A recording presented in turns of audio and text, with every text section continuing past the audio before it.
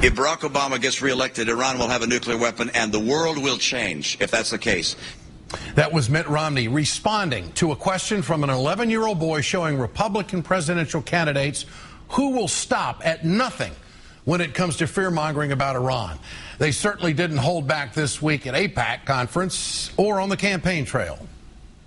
We need to say to the Iranian government, the time is now.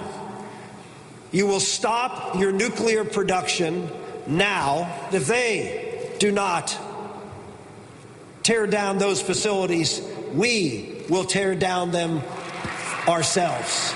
I'll be ready to engage in diplomacy, but I will be just as ready to engage our military might. We should indicate calmly and decisively that any effort to close the Straits of Hormuz would be considered an act of war, and we would eliminate the government of Iran. Well, these guys just can't wait to bomb Iran, can they? Meanwhile, President Obama has presidential experience on his side.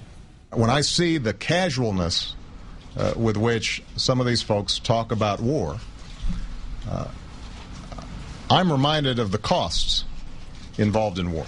Those who are suggesting or proposing or beating the drums of war should explain clearly to the American people what they think the costs and benefits would be. And I am joined tonight by Colonel Lawrence Wilkerson, former Chief of Staff of General Colin Powell, currently the Pamela Harriman Visiting Professor at the College of William & Mary. Colonel, good to have you with us tonight. Thanks, Ed. How dangerous is it to have Republican candidates or people in a position of leadership out hawking the talk like this? What's your response to all of that? I think it's dangerous. I listened to what candidate Romney said closely, and his position doesn't differ all that much from President Obama's. It's just more starkly put. But when you look at Rick Santorum and Newt Gingrich, you get scared, you get frightened. These guys, as the president so eloquently said, don't have any responsibilities and can just mouth off as they will. I think they probably believe what they're saying, and so they're very dangerous. It's very dangerous talk, just as the president pointed out in his press conference and in his speech to AIPAC, which I thought was fairly powerful. President Obama has made it clear that all options are on the table when it comes to Iran. Here he is earlier this week with the Israeli Prime Minister.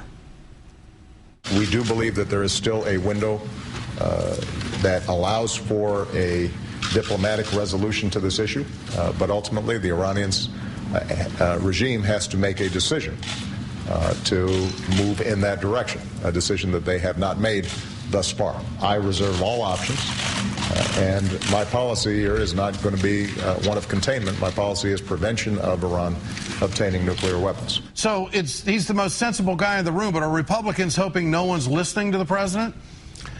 I don't think that's the case. I go all over the country talking here and there and so forth in my academic responsibilities, and I hear Americans questioning whether or not there's anyone in the Republican Party who can do anything but a go-water against President Obama.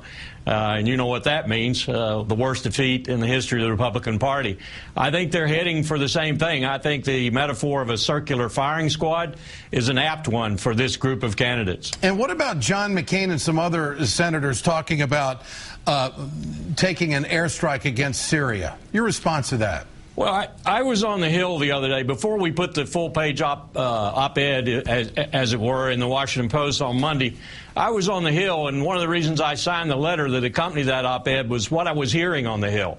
And I was with Republicans and Democrats, staffers and members both in both houses, and I was stunned at what I was hearing with regard to Iran, but I was also equally stunned at what I was hearing about Syria, the level, the depth of ignorance as to what's going on in that country and what any kind of military action by an outside power might do to what's going on was just unbelievable.